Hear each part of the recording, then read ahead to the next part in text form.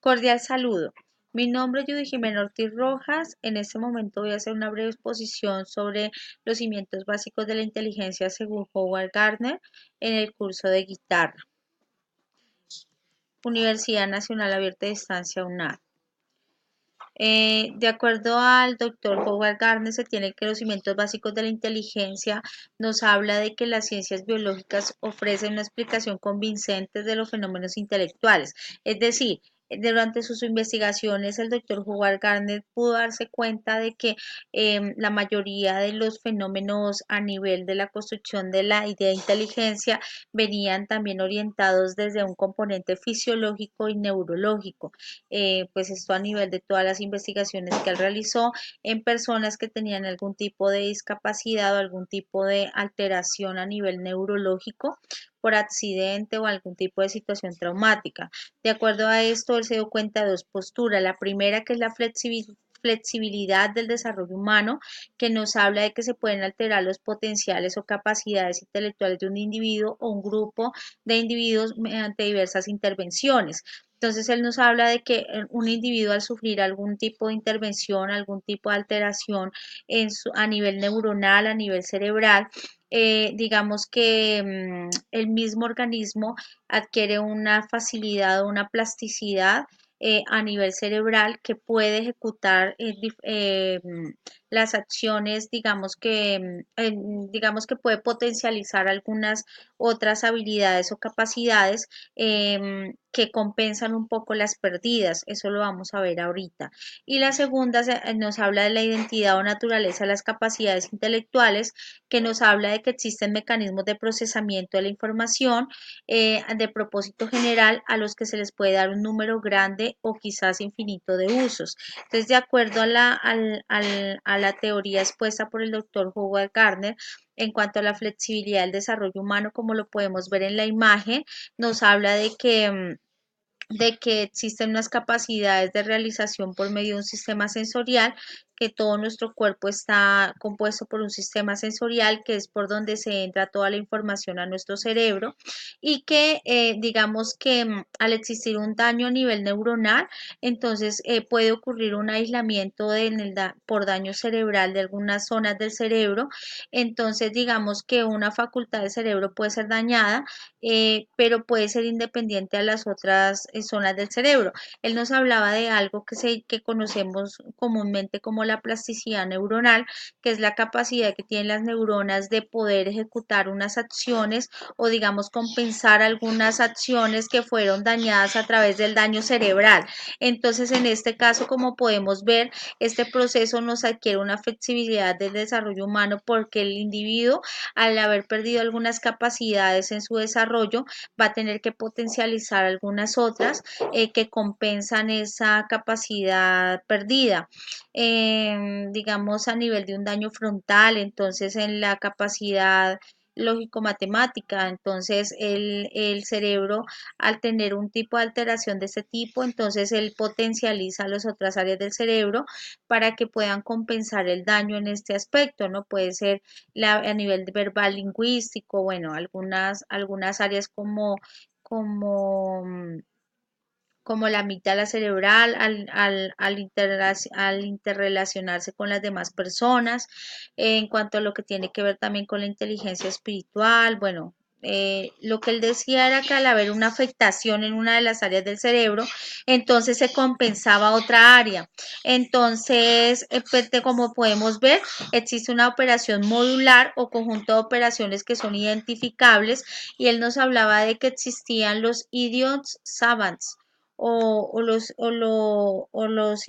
prodigios o individuos que tenían unas capacidades excepcionales o habilidades excepcionales que eran desarrolladas a partir de una pérdida a nivel neuronal. Entonces, es lo que nos habla en este caso, es que el cerebro puede tener este proceso de plasticidad neuronal que puede reemplazar este tipo de deficiencias, ¿no? Y potencializar otras. En este caso, el siguiente punto es la identidad o naturaleza de las capacidades intelectuales En ella nos habla de que existen mecanismos de procesamiento de la información de propósito general dentro de nuestro cerebro. Él nos habla de que los seres humanos tenemos poderes generales, pero también nos habla de que esos poderes o esas capacidades o habilidades, digamos, están dadas por las funciones de las células específicas en un extremo hasta las funciones de cada hemisferio en el extremo opuesto. Es decir, que él hablaba de la capacidad que tiene el cerebro del hemisferio derecho manejar todo la parte izquierda del cuerpo sí, la, el lado izquierdo del cuerpo y del hemisferio izquierdo manejar la parte o el lado derecho del cuerpo, o sea, las funciones motoras, las funciones de sensibilidad, o sea, como ese cruce de información entre los dos hemisferios pues genera digamos, un control sobre nuestro cuerpo y sobre lo que aprendemos y sobre lo que conocemos. Y con eso él nos decía que existen capacidades que parecen evolucionar hasta un grado elevado en todos los individuos normales. Es decir, dice que todas las capacidades nosotros las tenemos dentro de nuestra genética o nuestra naturaleza, ¿cierto? Todas las capacidades intelectuales, pero que algunos individuos lo desarrollan más que otro y que esto depende del contexto donde el individuo se desarrolle, depende del tipo de estimulación o de la estimulación al que el individuo se exponga y también depende de unos factores genéticos que también medían dentro del proceso.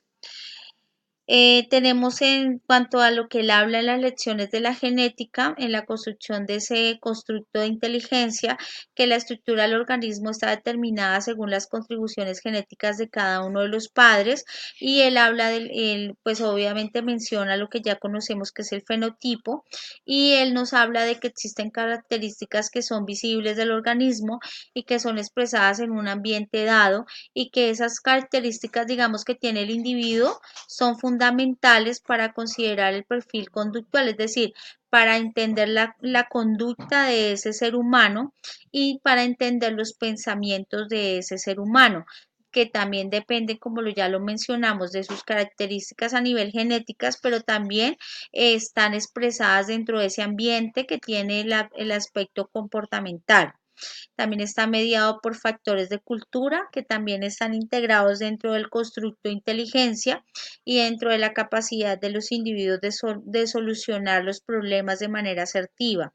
Entonces aquí hablamos de que es posible correlacionar dos combinaciones dadas de genes, las que a su vez pueden producir unas enzimas que afecten estructuras específicas en una región del cerebro. Entonces él decía que muchas de esas enzimas específicas que venían dadas dentro de esa contribución genética afectaban los aspectos comportamentales del ser humano y que también afectaba la inteligencia del ser humano, la podía potencializar o la podía disminuir. En ese caso, hablamos desde una perspectiva neurobiológica, entonces hablamos de dos aspectos, la canalización frente a la plasticidad y el proceso de canalización. Entonces, ¿qué dice? La plasticidad neuronal existe dentro de las áreas del cerebro. Al perder alguna de las neuronas o de los al haber una afectación a nivel cerebral en alguna de las áreas del cerebro, a nivel frontal, a nivel temporal, a nivel occipital o a nivel parietal. Entonces, las otras áreas lo que hacen es compensar el daño a través del proceso de plasticidad. La plasticidad neuronal se da por el proceso de, digamos, de canalización de la información a través de la mielina que tienen las neuronas. Entonces, lo que hacen estas dos neuronas al conectarse dentro de este proceso de conexión neuronal es transmitir la información a través de la mielina, pero al haber una muerte de alguna neurona, entonces serán las de los lados opuestos las que tengan la capacidad de ejecutar la acción de la neurona que está afectada. Algo así similar pasa con las áreas afectadas del cerebro. Por eso se dice que la persona potencializa las demás áreas para compensar la área perdida. Si por alguna situación se altera el equilibrio químico en la función neuronal, se puede afectar la migración de determinadas células o incluso puede provocarse que una célula realice la función que de ordinario realiza la otra. Entonces ahí llegamos al constructo de inteligencia. Para Howard Gardner no existe una sola inteligencia, existen 8 inteligencias múltiples que están formadas y que vienen dentro del individuo, que están creadas dentro del individuo o habitan dentro del individuo, pero que son potencializadas a través de toda la parte cultural y la parte de estimulación y la parte ambiental. Entonces, de acuerdo a eso, Howard Gardner nos dice que la inteligencia es la habilidad para la solución de los problemas, que esa habilidad, esto depende de sus aspectos culturales y que lo que trata, o sea, lo que hace una persona que sea inteligente es que sea capaz de crear un producto que sea efectivo, crear problemas para poder generar procesos de investigación y así generar nuevos procesos de conocimiento. Entonces, él nos habla de que existen las inteligencias múltiples que ya todos conocemos, que en el anterior video pues yo les exponía, pero además de eso también se integra dentro de un proceso de razón, de lógica, de habilidades y capacidades. Recordemos que él nos habla de que todos tenemos esas habilidades, esas capacidades, pero que unos las potencializan más que otras o uno puede potencializarlas todas dependiendo de su contexto cultural y ambiental y familiar y de estimulación. Entonces acá las tenemos, la lingüística, la musical, la interpersonal, la intrapersonal, la lógico-matemática, la visual espacial, la espiritual, la corporal kinestésica. Recordemos que la lingüística son todas aquellas personas que tienen la habilidad de expresión, la habilidad de comunicación con las otras personas, de transmitir información, son muy habilidosas en la parte del habla. La musical, que aquellos que reconocen ritmos y acordes dentro de un proceso musical o que también son muy críticos en esos aspectos. La interpersonal, pues ya las personas que son capaces de mover masas, que son carismáticos, que pueden tener empatía por los demás, está muy relacionada con la inteligencia emocional. La intrapersonal, que son aquellas personas que son más introvertidas, que tienen la capacidad de pensar, de analizar, de observar todo lo que está a su entorno. ¿Cierto? La lógico-matemática, pues aquella que es capaz de solucionar aquellos problemas de las ciencias básicas, ¿sí? A que las personas que pueden mirar en dos o tres, perdóneme, aquellas personas que pueden solucionar problemas concretos, la visual espacial, la que puede mirar en dos o tres, en tercera dimensión y que puede retomar una dimensión de esas que se busca, que se ubican en tiempo y espacio, la espiritual, pues aquellas personas que son muy dadas hacia el alma, hacia el yo, hacia su parte intrapsíquica. Y la corporal kinestésica, las personas que son mucho de movimientos, que están pendientes de moverse, son muy habilidosas con el baile, con la danza, utilizan todo su cuerpo, su motricidad fina y su motricidad gruesa. Recordemos que todos podemos tener todas esas inteligencias, pero unos las desarrollan más que otras. Muchas gracias.